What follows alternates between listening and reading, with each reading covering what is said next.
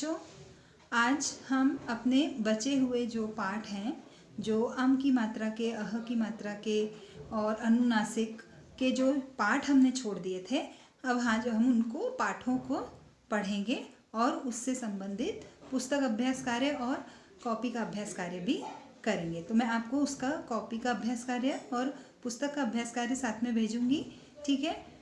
मुझे उम्मीद है कि आप लोगों ने अपना अंग्रेज़ी का कार्य पूर्ण कर लिया होगा, है ना। तो मैं आपको अब पुस्तक में से वो तीनों पाठ पढ़ाने जा रही हूँ। ये देखिए बच्चों, ये है पाठ 12 तिरंगा झंडा। अम की मात्रा के शब्द हमने किए थे, हंस, चंदा, झंडा, जंगल, ये सब आपने किया हुआ है, ठीक है।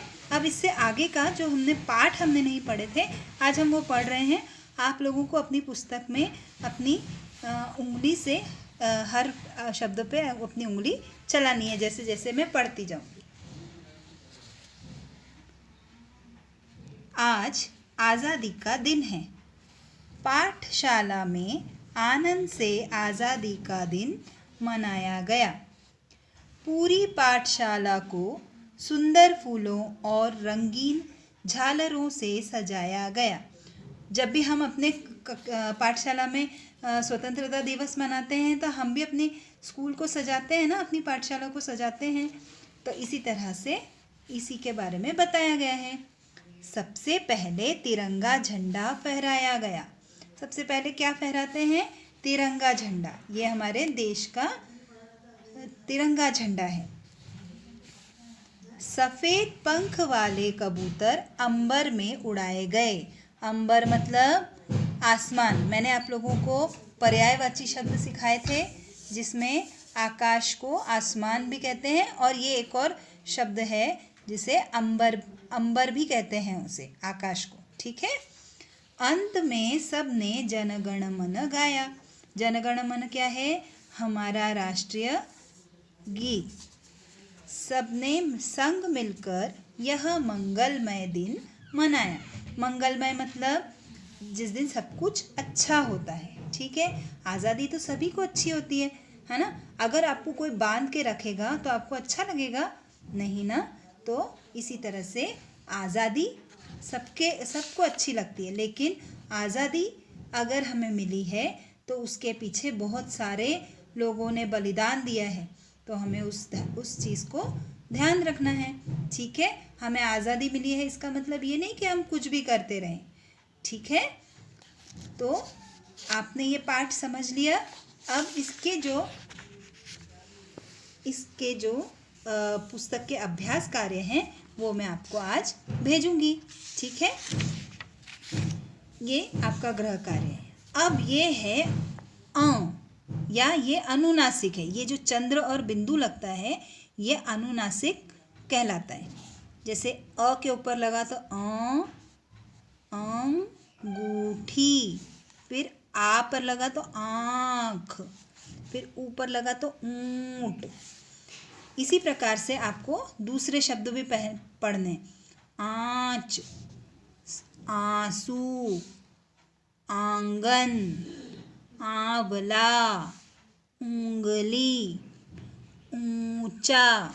तो ये जो है, ये चंद्र और बिंदु, इसे अनुनासिक कहते हैं, इस मात्रा को, ठीक है।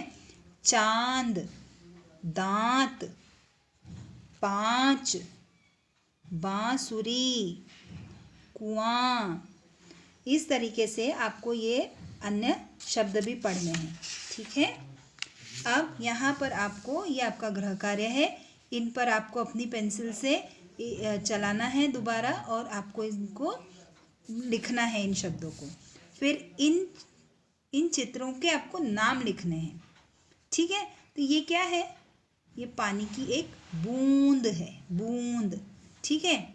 ये हाथी की सूंड है, ये चांद है, ये है आँख, ये है ऊंट, ये है अंगूठी।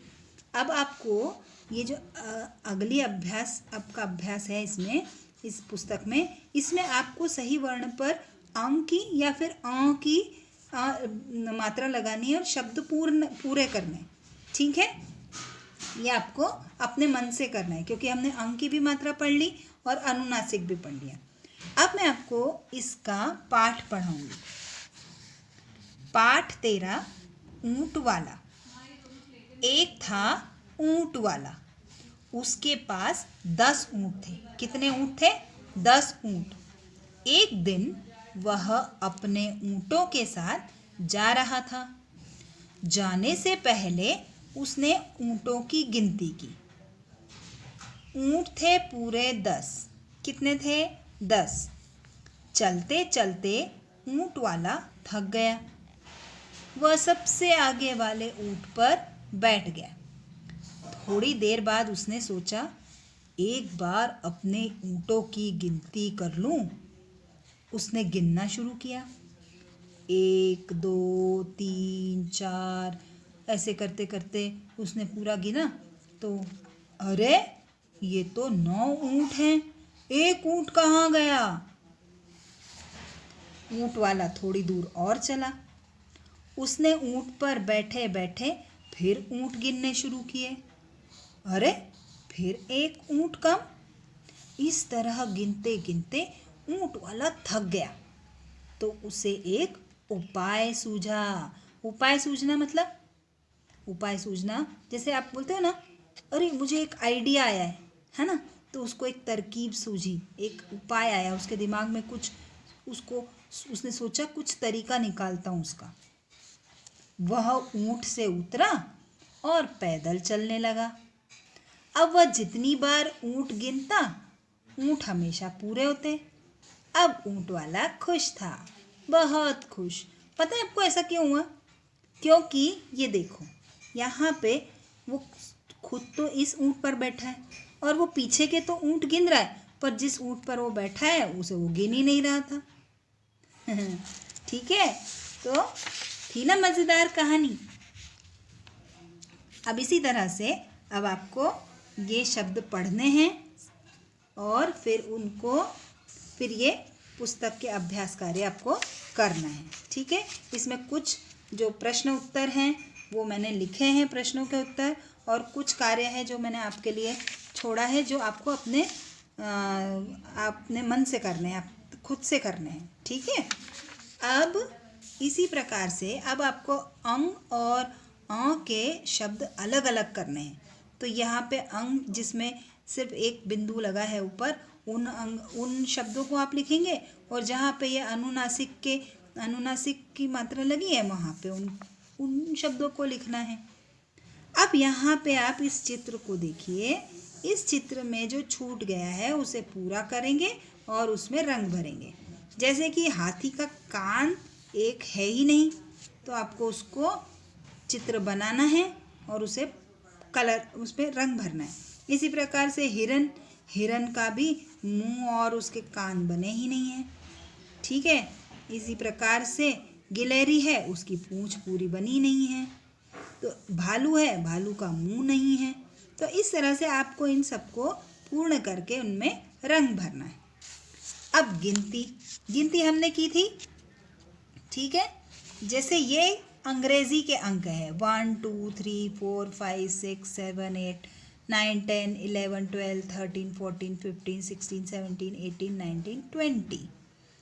लेकिन हिंदी के अंक ऐसे होते हैं 1 2 3 4 5 6 7 8 9 10 11 12 13 14 15 16 17 18 19 और 20। वह शब्दों में हम कैसे लिखेंगे? इस तरीके से लिखेंगे। ठीक है, तो ये भी मैंने आपको आपकी कॉपी में लिखवाने के लिए दिया है, तो इसको भी आपको अपनी कॉपी में लिखना है। ठीक है, अब आती है मात्रा अह। नमः, प्रातः, प्रातः मतलब सुबह। ठीक है, सुबह का जो समय होता है उसे प्रातः काल बोलते हैं। फिर पुनः, पुनः मतलब फिर से दोबारा। तपः, प्रायः, प्रायः मतलब ज़्यादातर। अतः, अतः मतलब इसलिए। फलतः, फलतः मतलब इसी वजह से या जो रिजल्ट होता है ना फलतः, उसको रिजल्ट को फलतः बोलते हैं। मूलतः, मूलतः मतलब जो जैसे हम बोलते हैं कि हम जब बोलते हैं ना कि मूलतः, तो ये यहीं का है, मतलब वो यहीं जो जहाँ का है, जो चीज़ जहाँ की है, उसके लिए हम मूलतः शब्द बोलते हैं, या जो जिस चीज़ से ही बिलोंग करते हैं। फिर अंततः मतलब आखिरी में। नमः मतलब नमस्कार, यहाँ पे देखिए आप चित्र में, पिक्चर में। फिर प्रातः सुबह, अतः मतलब फलतः मतलब इसीलिए, फलतः मतलब इसका जो है परिणाम है। ठीक है, अब हम इस पाठ को पढ़ेंगे। राम प्रातः उठता है, प्रातः मतलब सुबह उठता है। माता पिता को नमः करता है, नमः करता है मतलब वो नमस्ते करता है सुबह उठ के। आप लोग करते हैं अपने माता पिता को नमस्ते सुबह उठ के? करना भी, आपके बड़े लोग हैं उनको सबको आपको नमस्ते करना चाहिए। अपना पाठ पुनः पुनः याद करता है, पुनः पुनः मतलब बार बार। सबका कहना मानता है, अतः उसे सब पसंद करते हैं। अतः मतलब इसीलिए उसको सब पसंद करते हैं। ठीक है, तो अब ये 12 खड़ी है जो आपको पढ़नी है।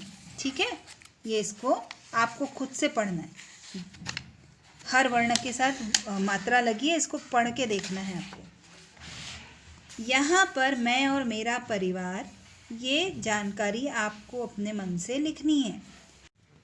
यहाँ आपको अपना नाम लिखना है, ये जानकारी आपको भरनी है।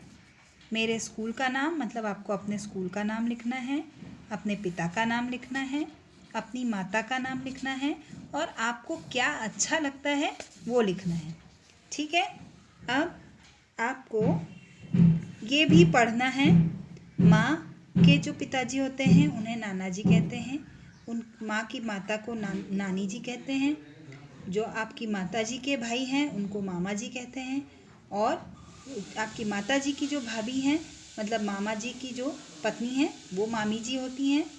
माता की बहन को मौसी जी कहते हैं, और मौसी जी के जो मौसी जी के साथ जो रहते हैं वो उनके जो पति होते हैं वो मौसा जी होते हैं। इसी प्रकार से पिता के जो पिताजी होते हैं वो दादाजी होते हैं। पिता की माता को दादी जी कहते हैं। पिता के बड़े भाई होंगे तो वो ताऊ जी होंगे, छोटे भाई होंगे तो चाचा जी होंगे। इसी प्रकार से जो ताऊ जी हैं उनकी पत्नी को ताई जी, और चाचा जी की पत्नी को चाची जी। पिताजी की जो बहन है उनको बुआ जी कहते हैं, और बुआ जी के जो पति होते हैं उन्हें फूफा जी कहते हैं। ठीक है, तो ये आपको पता होना चाहिए। अब आ गए संयुक्त व्यंजन। संयुक्त व्यंजन मतलब जो दो व्यंजनों से मिलकर बनते हैं, जैसे कि क और श। ये श षटकोण का है, तो क और श और अ इनको मिलाएंगे तो क्ष बनता है। ठीक है, जैसे कि कक्ष, रक्षा, लक्षण, कक्षा, ये सारे शब्द आपको पढ़ने हैं। फिर है त्र, इसमें भी त, र और अ को मिलाते हैं तब बनता है त्र। जैसे पत्र, मित्र, त्रिकोण, पुत्र, त्रिभुज, तो इन सबको भी आपको पढ़ना है। अब आ गया ज्ञ, तो ज, य और अ को मिलाकर बनता है ज्ञ। यज्ञ, ज्ञान, आज्ञा, अज्ञात, ये सब शब्द आपको पढ़ने हैं। अब है श्र। श शक्कर का श, फिर र और अ, तो श्र से बनेगा श्रवण, श्रम, आश्रम, श्रीमती, श्रमिक। ठीक है, श्रीमान, तो ये सारे शब्द आपको पढ़ने हैं। अब इसका हम पुस्तक अभ्यास कार्य देखेंगे बाद में।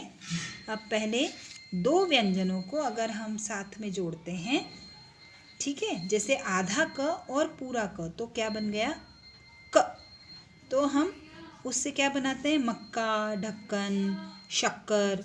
इसमें एक अक्षर जो है वो आधा है और वही जो दूसरा सेम अक्षर है वो जो है वो पूरा है।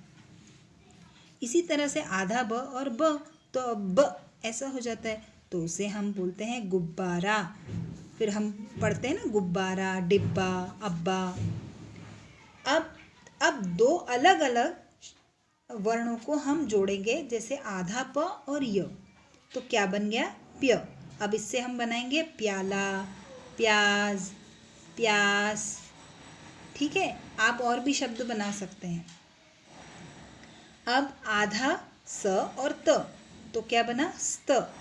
उससे बनेगा बस्ता, रास्ता, नमस्ते। ठीक है, अब ये वाले जो शब्द हैं ये आपको पढ़ने हैं।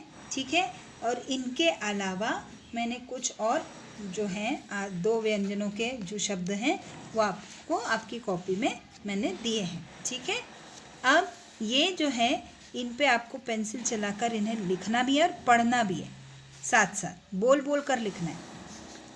यहाँ पे इन चित्रों के आपको नाम लिखने हैं। ठीक है, अब यहाँ पे आ गया आपको, यहाँ पे तो अरे वाह मज़ेदार काम आ गया है ना, पज़ल सॉल्व करनी है आपको यहाँ पे। ठीक है, पहेली, वर्ग पहेली। तो इसमें ये वाली तो मैंने आपको सॉल्व करके दी है, लेकिन फिर भी, और यहाँ पे ये एक एक शब्द मैंने बनाया है, बाकी के दोनों शब्द आपको खुद बनाने हैं। ठीक है, ये वर्ग पहेली आपको पूरी करनी है। यहाँ की मैंने पूरी कर दी, अब यहाँ की आप पूरी करेंगे। ठीक है, तो यहाँ तक का आपको कार्य आज पूर्ण करना है। इसी के साथ मैं आपको आपका कॉपी का भी कार्य दूंगी। ठीक है बच्चों, तो आज के लिए बस इतना ही, और अपनी पढ़ाई जारी रखिए। 6 तारीख से आपकी परीक्षा शुरू हो रही है। धन्यवाद।